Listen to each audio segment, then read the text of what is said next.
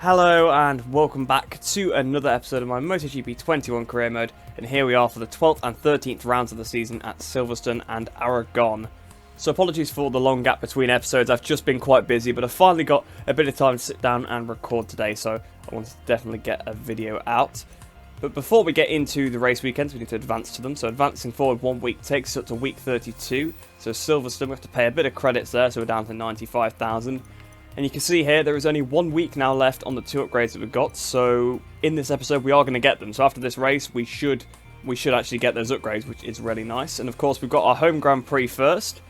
So hopefully I could try and win this one. It's been a few days since I played the game, so might need to do a couple of laps of practice just to bed in. But I'll see you at the end of the first session. So then, I've only done 1 decent lap so far, but with 30 minutes to go, we're actually still second in the session. Acosta is the only rider that's actually gone quicker than me for now. So I think I'm going to advance forward to qualifying. This could be pretty risky because we might not make it, but hopefully we will. So just going to advance straight through, and I'm really hoping that we make it to qualifying. So then, in the end, nothing actually changed. So Acosta stayed fastest by 0.2 of a second ahead of myself, with Masia in 3rd place, John McPhee 4th, and Darren Binder in 5th. Not sure what's going on with Jeremy Alcoba's team colour there, because it seems to work okay on tracks. I think I might have potentially made a mistake with the files that I've got on currently. But enough about that. You will notice that the Indonesian Gresini livery is on for this video now, so that is implemented. But this should see us straight through into qualifying too, because the rest of the sessions this weekend are wet. This is the only dry session of the weekend. So heading into qualifying then, it's going to be heavy rain, the race is going to be wet track, so similar to Austria, there's going to be a lot of wet weather. Well, I must have been slightly wrong. There must have been one more dry session, potentially FB3 was dry then, because you see Rodrigo and Masia both improved their times ahead of me, and I think Alcoba improved it as well, because you can see he's in front of McPhee. Binder pretty far down the order, but coming through Q1 then we've got Dennis Onchu, Sasaki, we've got Guevara, and we've got Foggia as well. So Onchu once again, loving coming through Q1. So then I have no idea what to expect here, because honestly I did 1 good lap and then I tried to do another one just to better it, just in case, and I was a good second slower, and I didn't feel like I did anything different. So I think this is going to be a track where it's super hard to be consistent, unfortunately for me. So as we go through this turn in, then we're getting a lot of wheel spin, get quite a bit there. So if we come round then, the quick right-hander of Woodcut up towards the line to start our first qualifying lap here in Silverstone. I mean, of course it rains in Britain. I mean, I would be surprised if there was anything else, but we've gone so wide into the first corner. Luckily not gone off the track, so I've not invalidated my lap, but that would have cost me a lot of time. Yamanaki coming out the pits, and I've about had enough of Prustal bikes coming out in front of me, because in practice, both the Prustals came out at some point in front of me, but we've cut the corner there. That was really poor. I got my turn in so wrong for that, so we're going to have to go for another lap. So through the final turn then, coming up towards the line to start yet another lap. Hopefully this time I don't cut the corner and absolutely ruin it to start with, but it's definitely the fact that Prustal bike came out the pits, it put me off a bit. There's a Leopard coming out the pits here, but I don't think they're going to get in our way. There is one a little bit further down here. Another bike. It is John McPhee. I thought he was going to come into my racing line, then it almost looked like he was. In fact, he probably would have done if I didn't move a tiny bit. The rear slid quite a bit there through turn 3, but I managed to keep it pinned, so that is crucial. And we made a big mistake on that curb, but luckily I didn't invalidate. It's super hard to get the bike turned over in this section of the track. We're 6/10 off in the first sector already, so we've got to find some time around the rest of the track. So 1.4 off through this sector now. So we lost so much time throughout sector 3. I'm not sure where I'm losing all the time. I just don't have any pace here. Of course, we did a pretty decent lap in the dry in FP1. But I'm just losing so much. And I think it's just down to the change of directions in a lot of places and the corner speed flow. It's just, Silverstone's not really my kind of track, to be honest. And you can see we're very marginal on fuel. We might not even be able to go for another lap. And I've invalidated as well. Are you serious? Oh dear, we are in trouble. I'm going to have to head back to the pits and try and do another lap, but I think we're going to have to end up starting about 14th in this race. So I've actually done a manual pit exit here, just to make sure we have enough time, because sometimes you lose a little bit more time on the return to track quickly. If you use the quick exit, you might lose a bit more time than it takes, and because there's not too much time left in the session, I want to try and make sure I definitely get a lap in, so I'm just doing this out lap myself. So currently I'm the only rider without a time on the board. You can see we're at the bottom of the session, 18th. I need to really put a good lap together, and it needs to be valid. You can see I'm in traction control 5 just to try and get the traction out the corner, because I think that's where I'm losing most of my time. I'd be very surprised if I actually improve from bottom of the timesheets here, because we're about 2 seconds off. I mean, my previous lap was a 22.7 anyway, so as we come up towards the line, what's this gonna be? Because the session is done at 23. We're 3 seconds off pole. That's absolutely unbelievable. This is definitely going to be bottom of the timesheets. It's not actually, interestingly enough. So there's clearly been some sort of glitch with some of the AI. So it's actually 15th, and we're still in front of Darren Binder.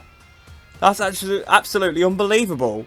So Gabriel Rodrigo then on pole position out of Suzuki in 2nd, Artigas in 3rd, Yamanaka 4th, and Garcia in 5th. So what a topsy-turvy grid here.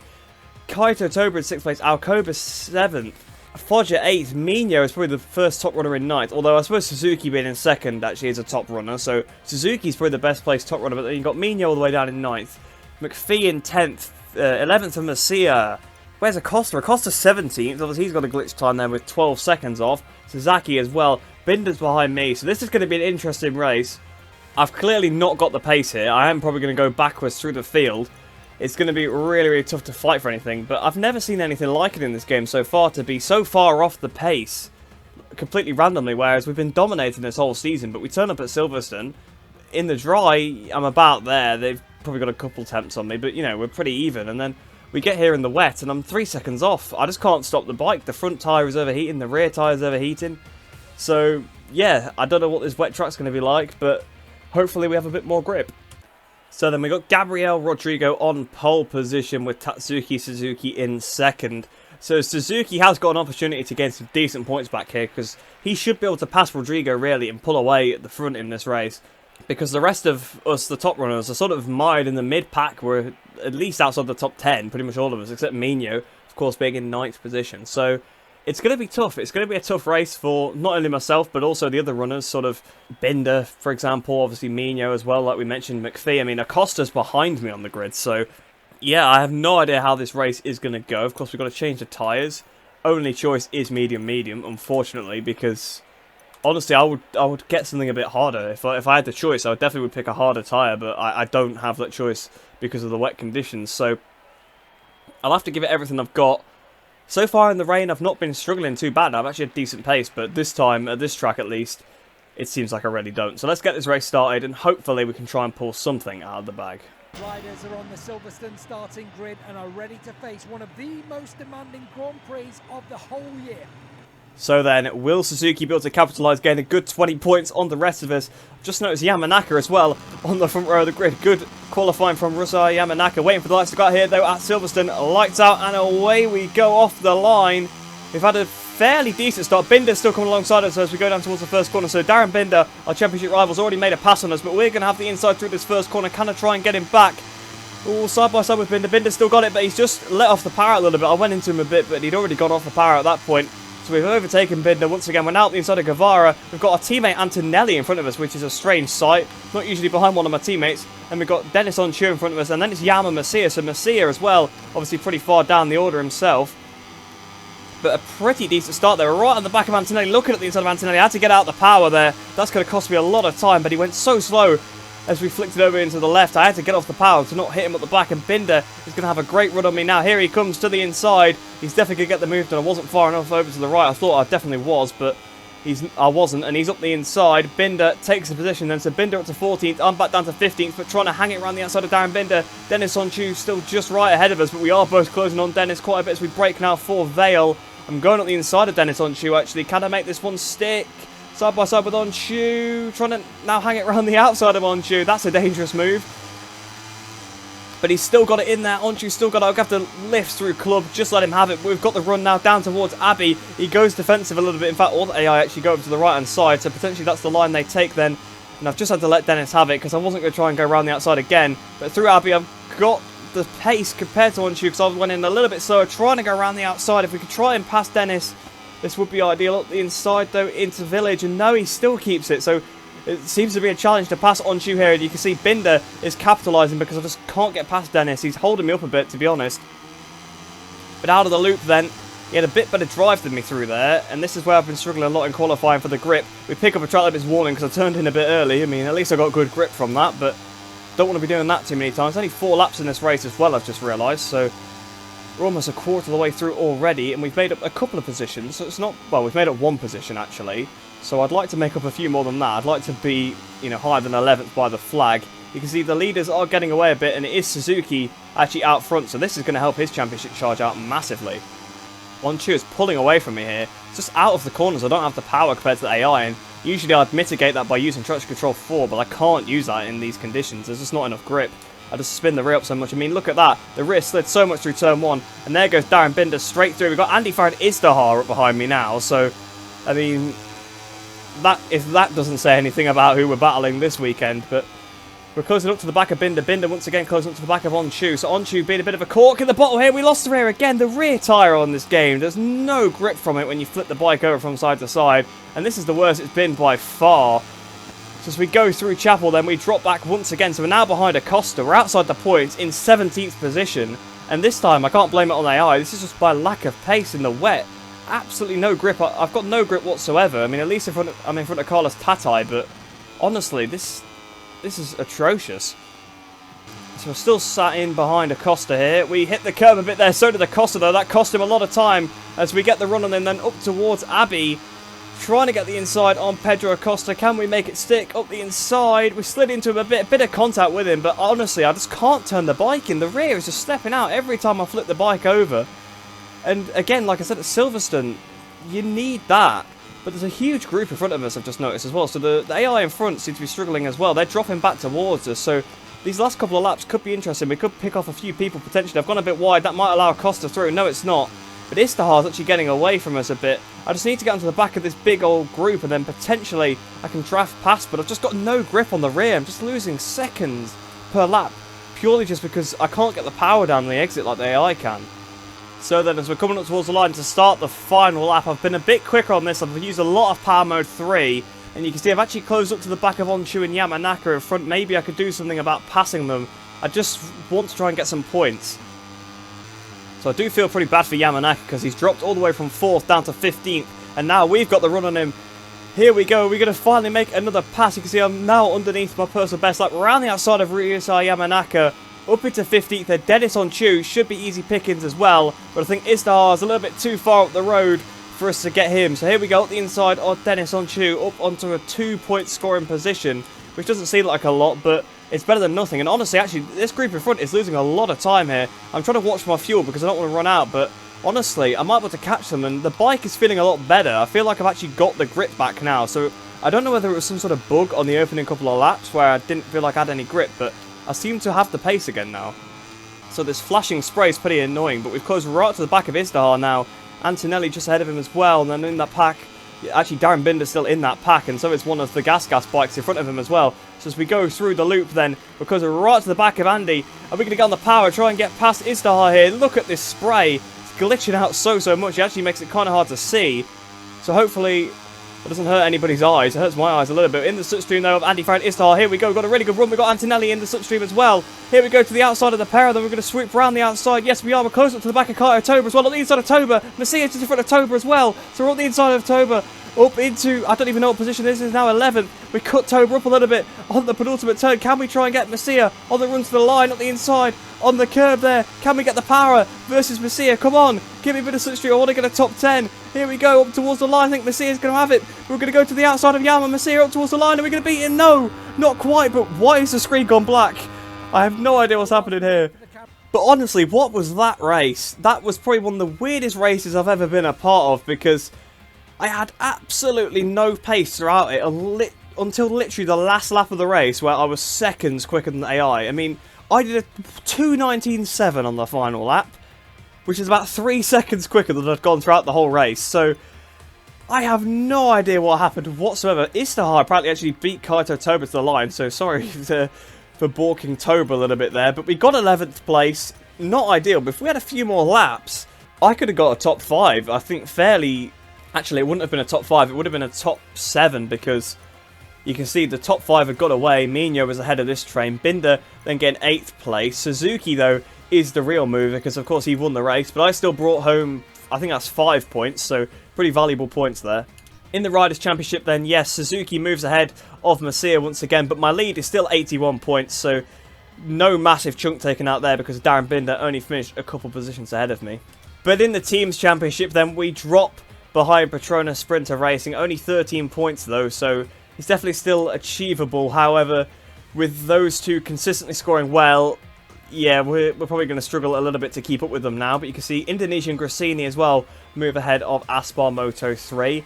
I'll try and fix that glitch with the Indonesian Gresini team colour in the menus for the next episode, or for the next race anyway, because that's a little bit off-putting, isn't it? But Bristol GP, after already qualifying for Yamanaka, still managed to drop down the Teams Championship anyway, purely just because he went backwards. And I'm just so perplexed by this race. So strange. The AI, seconds and seconds a lap faster than me. I couldn't keep up. I was spinning up. I couldn't do anything. And then all of a sudden on the last lap, I was catching them up. I know I was using a lot of power mode 3, but it doesn't make that much of a difference. Surely it doesn't make that much of a difference. If it does, I'm filling up the bike every race and going power mode 3 because it's worth it if you gain that much time. The little extra weight's no biggie, but yeah, so strange. We gained so much time, and if we had another lap or even another half a lap, we would have got 7th place easily because we passed about 5 riders in the last sector. But we'll head to the Career Hub now then, end off this weekend. We should get the 2 upgrades as well then, and then we can head into the next race at Aragon, which is not a favoured track of mine, so we're probably not going to be too strong there, I wouldn't have thought, but hopefully we can try and bounce back. Hopefully it'll be a dry weekend, because even though it was an epic last lap, wasn't a great result. So actually, we still gained a fairly decent amount of reputation, because even though it was a poor weekend, I still achieved the team's objective in the race. So we gained quite a bit there. So we got 4,400 overall, which takes us up to 109,475. And on the credits, we gained 6,158 because we got 11th position. So that met the objective, and so we got paid. So we're now up to 101,481 credits. I mean, apparently I passed 4 of the objectives in practice, even though I only did about 1 lap. So yeah, it's quite strange how easy it is to pass these, even when you're not trying, just trying to get through into qualifying 2. But there we go then, we've got nearly 3,000 on the engine, and we've got 1,245 now on the frame. But as you can see then, both the upgrades are in then. The frame is now 100%, the engine 71, but it is telling me that of course I can upgrade it. So I think I'm probably going to just go with maximum torque increase, just to give myself more power, because fuel consumption's not been a problem at all. So there we go, we'll go with maximum torque, and that'll take 8 weeks to do. But you can see the frame is now fully upgraded, so the bike is going to feel as good as it's ever going to feel. And with that, we can advance forward a week up to the Aragon GP. And we've got no notifications there then, so the way I see it is the next thing to do is to head into the Aragon GP. Hopefully we have a little bit more pace, but I'm still so perplexed by Silverstone. It was such an odd race. So then, I just did a couple of laps in free practice, and that left me with a 2:08 as the fastest time, and it is top of the session currently. So hopefully that should be enough to carry us through, because you can see the front runners there. Costa half a second off, Binder half a second off, Rodrigo about 6/10, McPhee, Garcia, Guevara, Suzuki just pops himself up in 6th there, about 9/10 off. So it seems like we're back on the pace here. We've got the grip back, because it is dry conditions, of course. And yes, I didn't fix the Gresini thing correctly. I accidentally put the blue colour back on instead of the red, and I didn't really want to go change it again. So it'll stay blue for the rest of this episode. But Rodrigo has actually just gone 2nd, speaking of the Gresini. So he's been pretty good in this episode so far. Pole position in the previous race, and now 2nd in practice in this one. So go on, Rodrigo. But we'll end off this session now then, and hopefully we'll still be quickest, because you can see Messia's actually just got considerably closer. So yes, in the end then, everything stayed as it was. I was fastest ahead of Messia in 2nd, with Rodrigo in 3rd position. So we'll head straight into qualifying 2 now. So let's see if we could try and turn this episode around, try and get a pole position and a win, because there's only 6 races actually left after this one. So in the next couple of episodes, we are going to be looking at maybe wrapping up the championship, because we've got an 81-point lead. If over the next couple of races we can eke that out to about 100, that would be about 4 rounds to go. So in the next few races, we've got to try and get some good results, because we'll be looking at wrapping up the championship. So then, down here in qualifying 2, once again going straight through, and this time you'll see that Onchu actually got himself straight through. He didn't even need to go through qualifying 1, so Onshu breaks that cycle, but Yamanaka comes through. So Yamanaka, as of late, he's been putting in some good performances. Obviously, was on the front of the second row in the previous race. Suzuki actually had to come through qualifying 1, but he's got through, so no big deal for him there. Guevara as well had to come through, and Fanati as well. Him and Onshu, they've come through so many Q1 sessions this season. We actually get to use the soft tyres for the first time in this episode, because the one dry session in Silverstone I was actually using the medium tyres, so we actually get to experience some proper good grip, and I feel like this lap is going to be an absolute belter. I'm still really confused about the previous race, because obviously I was struggling for grip, and I think just as the track was drying, I gained a lot of time, because I was now feeling the bike felt a lot better, and I could actually turn it and stop it and stuff, and get the power down, compared to the AI, who I think they'd burn their tyres out in the wet conditions by just pushing on. Whereas I was pushing on, don't get me wrong, but I had to kind of go a little bit conservative because I was just putting way too much heat through the tyres. So I think the AI probably wore their tyres out a little bit. I got a bit more grip, so that's why I caught them up. But it was such a strange race. It's nice to see we're back to a bit of normality. And I didn't mention it before the race, but I did use the return to main menu fix again, and it seems like that does work for every race. I don't know whether, you know, since the first patch the AI don't crash anymore anyway, but I'm not really willing to try it. At this point, the rear stepped out massive there as we flicked the bike over. But yeah, the fix seems to be working for now. So once again, thanks for telling me about that. And I'll try it again for this race. Let's see at the end of this sector then. We're 2.5 tenths off Toba, so not great. But we were down in the first sector on my best practice lap as well. It's sectors 3 and... not 3, it's sectors 2 and 4 where I was gaining the most time on them.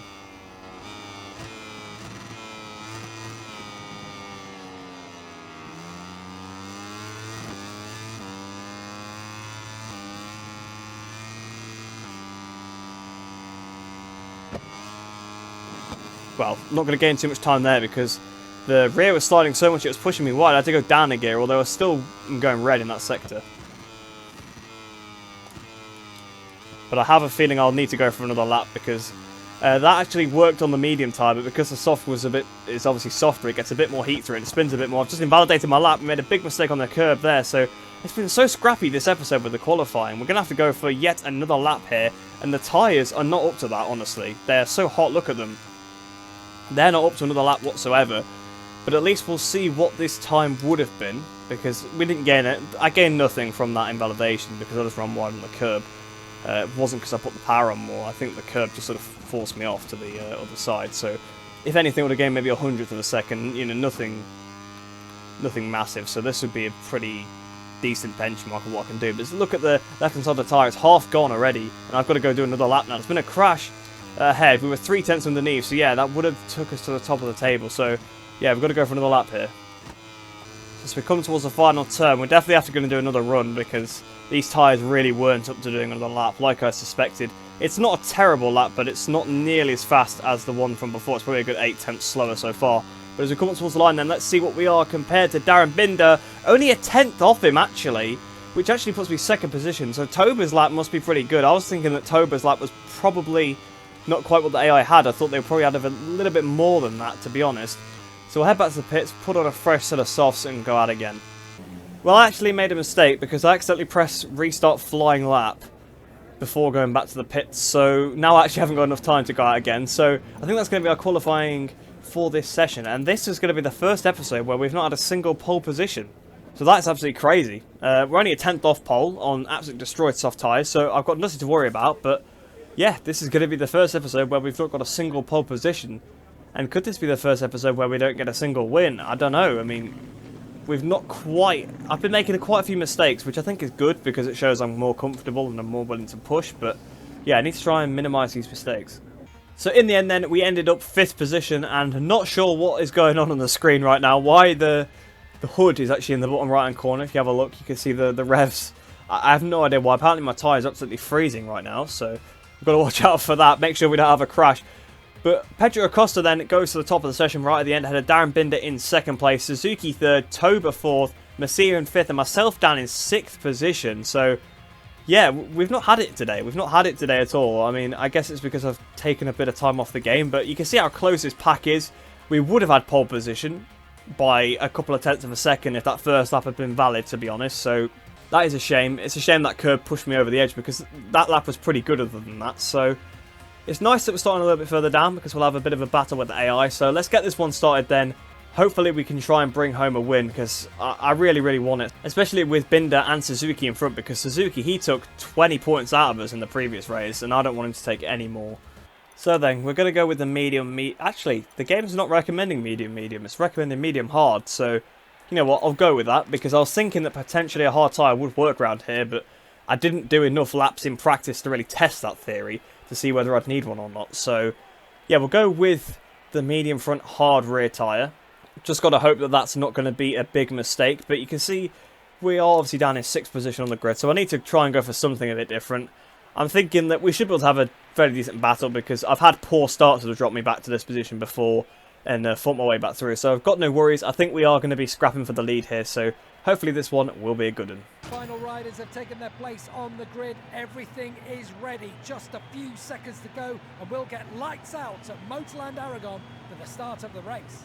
So then Acosta on pole, Binder alongside him, Suzuki in third, a very fast front row there, but waiting for the lights to go here. Then at Aragon, lights out and away we go. Once again, my reaction time's not quite as good as the AI, and we get a big wheelie off the line there using power mode 3. So that definitely cost us on the run to the first corner. I've braked fairly early actually. We've got quite a few riders coming around the outside. McPhee went around the outside, Alcoba went around the outside, and nearly said Acosta there. Mino comes up the inside through the second corner, but he did it by going around the outside through the first one. So we're down to 9th place.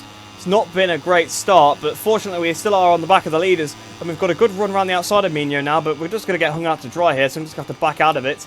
Looking at the inside of Mino, but again, not being able to do it. I think I pushed him a bit wide there, but here we go. We're going to try and capitalise on the exit of that corner, but Mino again is going to now have the inside, but I've just got to try and sweep it round the outside of him.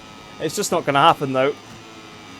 Maybe a switch back up the inside again, because this time I shouldn't get hung out to dry. I should be able to make the pass on the entrance of the corkscrew, and then sort of get to the inside for the next part. There we got the inside of Mino. I've run a little bit wide, but actually that might be to my, I was going to say to my advantage, but he still got up the inside anyway. I thought if I ran wide I might block the inside for the second half, but he still got back up the inside of us anyway. So Mino back ahead of us, trying to get the inside of Mino on the curb here. There we go, finally past Andrea Mino. This time we should have it done, provided I make no mistake down towards turn 12. Alcoba and McPhee are side by side ahead. Now that is a dangerous combination. We've got to watch out for that.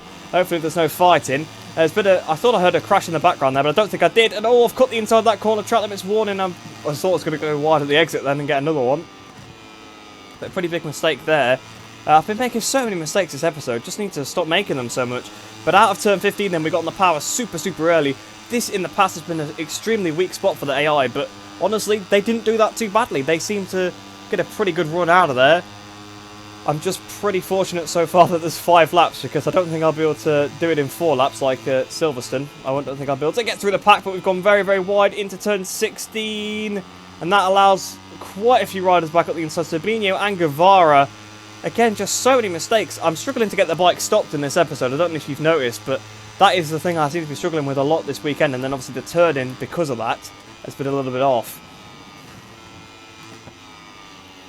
There we go then, trying to get past Guevara. I can't afford to lose a load of time behind Guevara, behind Mino, and behind Alcoba. I nearly called him Acosta again then. Not sure why I keep saying that. I'm not sure whether they've updated the physics or if they've updated the AI or something, because the AI definitely seems a bit more racy on the pace in this episode. Maybe it's because I've been starting further down the order, whereas usually I'd start at the front. I'm not too sure. But here we go. We should have the inside on Guevara. Here we go. Hopefully we can try and get past Mino here as well. And then I'm going to try and pass Alcoba as well very quickly afterwards. So we've got the inside here on Mino. I'm going to try and cut him up a bit. We almost go, in fact we did go to the back of Alcoba. Just completely pushed Alcoba wide. That was an appalling mistake. So apologies to Jeremy for that. But it's allowed Mino back in front again. And I'm getting really frustrated at being behind Mino now. So we're just going to try and make this pass down towards turn 12. And try and latch onto the back of the front group. Try and work my way through there. So you see Mino's on the outside, more contact with Mino. Try to turn in on me a little bit there, and he's actually kept the position. So fair play to Mino hanging it around the outside there, but I really have had enough of being behind him now. So once again, I'm going to try and go up the inside of Andrea Mino. Can we get this one done? He best not stick it back up the inside through here. He's going to though, because I've had to leave him a bit of space for it. Go up into power mode 3. Because we've got a big gap to the leaders now, 7/10 of a second. It's going to be hard to reel that one in, and with Darren Binder in the lead, that's pretty much worst case scenario for me. So this has been a really good first sector. You can see we've closed up to these leaders, and that's exactly what I wanted to do. So we're still in the fight for this victory then. We're going to have to try and pass a few of them on this lap. They were close up to the back of McPhee. Looking at the inside of McPhee through the backwards corkscrew, and I think we've done it. So we move ourselves back up into 6th position. So it's taken me all the way to lap 3 to actually get back up into my starting position. That's how many mistakes I was making on these opening laps. But now that we're in the group, I shouldn't have to push quite so much. We'll have the slipstream to pull us along a little bit. As we go down towards turn 12, closing to the back of Suzuki a little as well. It just seems like as the race goes on, I find a bit more pace compared to the AI, whereas the AI have the pace at the start of the race. And if you notice, the previous races were kind of like that as well. Like in Austria and Kimi Ring, I pulled away on the last couple of laps because I seem to carry my pace through the race a bit better than the AI. McPhee looks at the inside through that corner as I was trying to line up Suzuki perfectly there. So that was pretty dangerous, but luckily just managed to keep in front of McPhee. Up to power mode 3 again then, just to try and get in the slipstream of Tatsuki Suzuki. Hopefully we can try and pass him down towards this final corner. Here we go. We're going to be side by side with him, and we're going to get up into 5th position on the inside of Suzuki. He actually swoops around the outside of us though. He goes in a little bit wide because of that, so that allows me to get up the inside. You can see Binder has lost a couple of positions now on the curb. I go there, I thought I was going to cut the corner a bit, but you can see those going 4 wide now as we come up towards the line. Then 2 minute flat, new fastest lap of the race. You can see Binder's now down to 3rd place. Toba is really getting himself involved in these last couple of races. He's been much, much faster, which is really nice to see another rider at the front. But the 2 IO bikes lead then ahead of Binder as we start the penultimate lap of the race. I've got a couple of laps to try and size up a few of these guys. We managed to pass 2 of them on the previous laps. If we pass 2 on this lap, 2 on the final lap, that will put us up into the lead of the race. So we're closing right to the back of Toba now, almost going into the back of Kaito Toba actually. And we've really got the advantage on him side by side with Toba. Going to try and hang it around the outside. I keep getting hung out to dry here, but I'm still trying it anyway. Wasn't worth it, but we should be able to get the switch back through turn 7, up the inside of Toba, then up into 4th place, then Binder up next, then it's Acosta, then it's Masia at the front of the pack. But Toba actually trying to go wrap round the outside here, and he did that with ease. I just couldn't get the brakes on so super late because Binder was right in front of me. But once again then, we're trying to cut up the inside of Toba. There we go, past Toba, up into 4th position now. But you can see I've got nothing left on the front tyre actually, which is really strange. I've not had much front tyre wear in this game so far, and a bit of contact with Toba because Toba's trying to come back at us again. Toba has got some serious pace here, and we need to try and keep in front of Toba because he's probably going to try and stick it back up the inside onto the long straight, whereas I want to set that corner up to get a good exit and close it to Binder and the 2 IO bikes because this is going to be a 4-rider scrap on this final lap of the race, I think. So there we go then, trying to set it up perfectly, getting on the power as early as possible, but I'm kind of messing up my setup for it. I'm trying to do it based on how I used to do it on MotoGP 20, and that's just not going to work.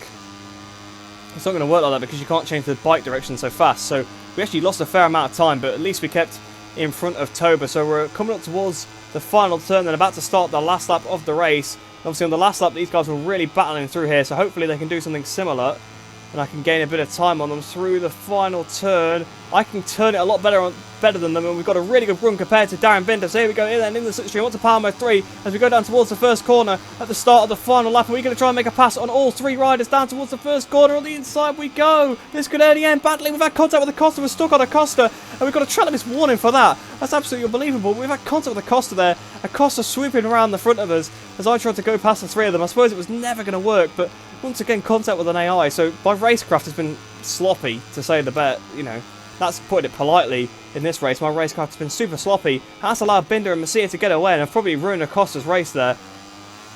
But I did have the inside. It's just he didn't see I had the inside, and we obviously made contact in the corner. I have to watch it back on the replay, but I suppose getting a track limits warning for that was kind of fair because I should have got some sort of warning for it. But I think we actually have ruined Acosta's momentum completely because he's dropped back from this front group. Masia is a bit wide. Masia is wide. And Binder is trying to get underneath Masia here. Can he try and do anything? I've made a bit of a mistake through turn 10. This might actually put me out of contention for the victory. But you can see Binder's all over the back of Masia. And if he makes some sort of move that holds him up, I'm straight back into it. You can see I've got nothing on the left-hand side of the front tyre, though. We go into turn 12. Masia had to go a little bit defensive. That's going to cost a bit of time to Binder, and it's going to cost them both a bit of time to me. Binder's looking all over the back of Masia. I'm carrying the speed through turn 13 as we break now for turn 14. See, they've gone to the inside. I'm going to try and flip the bike over. This time I've actually done it correctly. This is what I've been trying to do the entire race. Once power mode 3 then, we've got 1.3 laps of fuel to burn, so we can use a bit of it in the slipstream then off Darren Binder.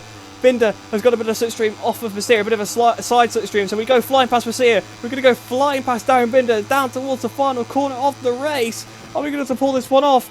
Into the last corner then, we've got to the inside, Binder's trying to get on the inside of me, I'm in fourth gear, probably not the right gear, the rear is stepping out so much as we hang on the throttle through the last corner up towards the line, and we're going to win here at Aragon. But that was a proper hard fought race, that one, and once again, the screen going black after finishing the race. So then, some proper tough racing in that one, so many mistakes from my part.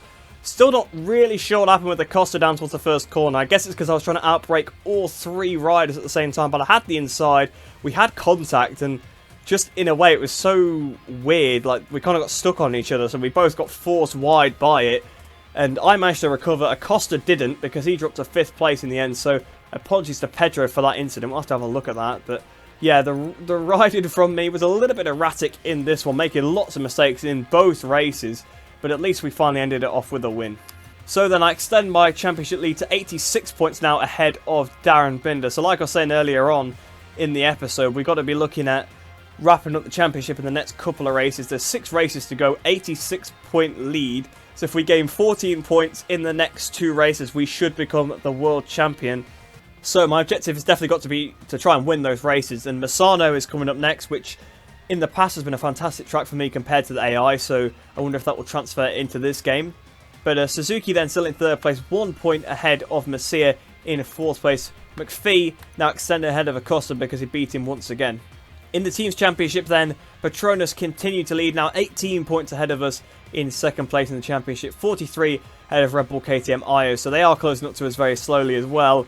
And 658, they're a little bit out of it, but the Teams Championship is between us top 3. But really, I think it is more between Red Bull KTM IO and Petronas Sprinter Racing, because they've actually got riders that can consistently score top points. So then, we'll head back to the Career Hub and end off this episode. I'll be glad to see the end of this one, because I've been struggling a lot, as you could see, in both races. But we've managed to bring home a victory in Aragon in kind of controversial circumstances, of course, with the contact with Acosta. But he's taken me out twice in this season so far, so I'm not feeling too bad about it. So then that weekend was obviously a lot better for us. We gained 9,400 reputation, which takes us up to 118,875. And on the credits, it's exactly the same, so 6,158, because it's just whether we meet the objective, it's whether we get paid. So that takes us up to 107,639. So again, we gained a few bits on the research data there, but basically we are fully maxed out now with the frame. Only got to wait a few more weeks now till the engine upgrade that will come in. And you can see that's a pretty long Grand Prix name. If you look at where it says calendar, go to the Gran Premio Lenovo de San Marino della Riviera di Rimini. That is the name of the race. That is, I just noticed how small the text was. It's such a long race. But like I was saying, the engine upgrade will come in a few weeks, 6 weeks to be precise. So that will take us up to, I think it's probably around Malaysia time. Yeah, so the Malaysian Grand Prix it'll come in for. So I don't know whether we'll actually get it for that race or we'll get it once that race is done. So we're not going to get too much of a benefit out of that final engine upgrade, unfortunately. But, you know, no big deal. But we have got a notification on technical staff. So a new telemetrist is applying. Clara O'Connor, another B+. So good on the electronics, good on the frame, good on the engine. Obviously for Moto 2, there's no aerodynamics for Moto 2. I think there's electronics. I think you can upgrade the electronics. I think you could in MotoGP 20 anyway. So that might be worth going for, even though I think you can't, obviously you can't in real life. So I don't know whether actually the ECU is locked in Moto 2 in the game as well. But either way, you can always upgrade the engine, which you shouldn't be able to because the engines are the same for everybody. So none of these guys particularly great. In fact, they all sort of lose stats in areas. To be honest, David Harris, obviously his is not too bad with 56, but that's on the aero, 9 on the engine, whereas the others all lose on the engine, except Clara O'Connor, who gives us a bit more on the frame, obviously pretty good on the aero. So a lot of these guys probably better for MotoGP, to be honest, but we'll leave it for now. We won't be hiring any more technical staff until the season itself is actually done, because I don't want to waste money when they can't help us upgrade the bike any further. But a pretty crazy episode, that one. I hope you guys have enjoyed that one. It has been a while since we've done an episode, and I think that was a good one to return with. Struggling in Silverstone, absolutely no pace whatsoever.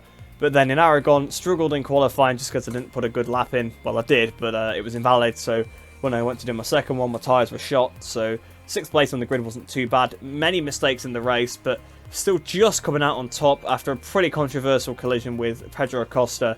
I'll be honest, I think it's my fault, that one, definitely, because I was going for the inside. Acosta was swooping around the outside.